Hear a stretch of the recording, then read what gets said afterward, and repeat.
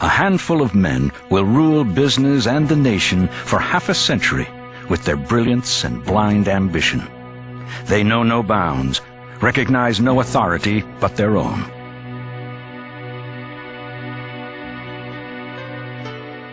The people who were called the robber barons by their critics, and I suppose would be called industrial titans by their admirers, were really the agents of the first stage of modern industrial capitalism. An enormous number of the big corporations that are still a major part of American life were created in the late 19th century, most of them by very talented, very aggressive, often very ruthless individual entrepreneurs.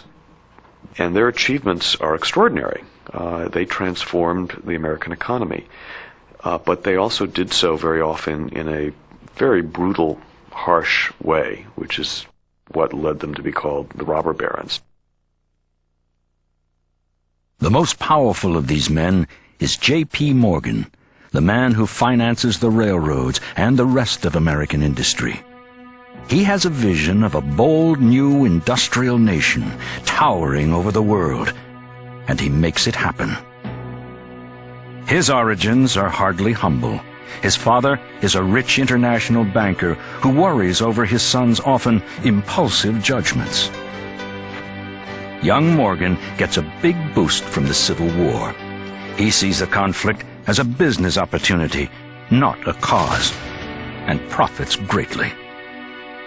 He'll soon control 4 of the 6 major railroads in the country, banks, insurance companies, industrial corporations, a financial empire worth billions.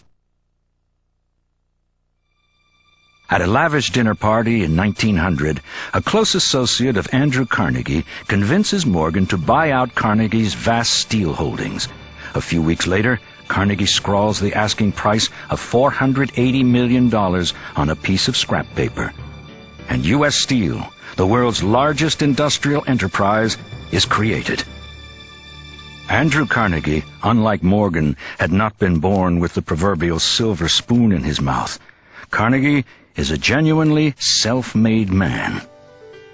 From his immigrant father, an impoverished Scottish weaver, young Carnegie learns both the value of a dollar and the importance of social justice. Working as a railroad official, Carnegie grasps a simple idea better than anyone else.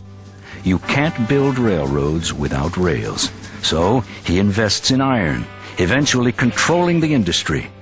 And when iron gives way to steel, he dominates that industry too. There was tremendous resentment of the way the wealthy used their wealth. That was one reason why people like Andrew Carnegie and to some degree John D. Rockefeller were such conspicuous philanthropists, because they were concerned that the wealthy class was going to become a target of national anger if they didn't legitimize themselves in some way in the eyes of the nation. That worked for Carnegie. He became, after having been one of the most brutal steel barons of the late 19th century, he became, in the last years of his life, a sort of fuzzy, beloved philanthropist. In his Gospel of Wealth, Carnegie proclaims, "This, then, is held to be the duty of the man of wealth: to set an example of modest, unostentatious living, shunning display and extravagance; to consider all surplus revenues which come to him simply as trust funds; to produce the most beneficial results for the community, the man of wealth thus becoming the mere trustee and agent for his poorer brethren." Still, many prominent citizens wonder if the growing gap between rich and poor will do lasting harm to American democracy.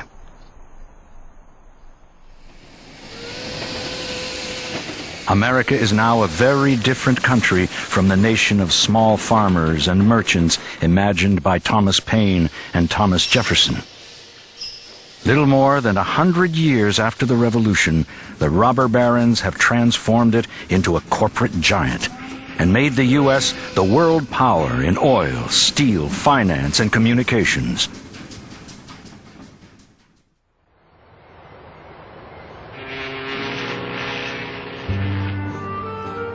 The hands hands and hearts needed to build modern America are willingly supplied by immigrants.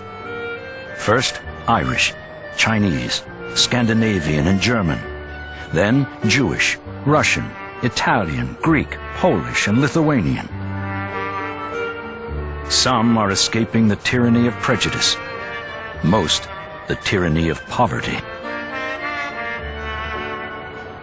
25 million people will touch our shores between 1865 and 1914. Most at New York's Ellis Island. Many arrive eager to build new lives and raise families. These greenhorns come to stay, like a young Lithuanian Jew named Pauline Newman. Of course, we came steerage. That's the bottom of the ship and 3 layers of bunks. Of course, you can understand that it wasn't all that pleasant when the people on the 2nd bunk or the 3rd bunk were ill. You had to suffer and endure not only your own misery, but the misery of the people above you. We went by wagon to my brother's apartment on Hester Street and Essex on the Lower East Side. We were all bewildered to see so many people coming and going and shouting. The new immigrants, men, women, and children, go to work in the factories of soot-stained cities like New York and Boston. They come looking for freedom and opportunity, and they are ready to sweat for it. The hours are long, the conditions bleak, so newcomers like Rose Schneiderman challenge the owners to improve things. Rose works in a New York factory. After I had been working as a cap maker for 3 years, it began to dawn on me that we girls needed an organization. The men had organized already and had gained some advantages, but the bosses had lost nothing, as they took it out on all of us. We were helpless. No one girl dare stand up for anything alone. Matters kept getting worse. Like many immigrants, Rose Schneiderman and Pauline Newman are committed to holding America to its democratic ideals. They will become labor organizers, enduring the threats of the owners and the resistance of male workers. It turns out that women in this period really want to be organized, many of them, and in the garment industries, it turns out that they form the backbone of what becomes the International Ladies Garment Workers Union first, and then the Amalgamated Clothing Workers Union, and then a little later on some of the textile workers unions and so on, are all built out of women's organizing. Between 1881 and 1905 alone, 37,000 strikes involving 7 million workers in virtually every industry rocked the country. The owners win battle after battle, often with the help of the police and the National Guard. It will take decades, but courage and conviction will eventually transform labor conditions and the lives of working people throughout America.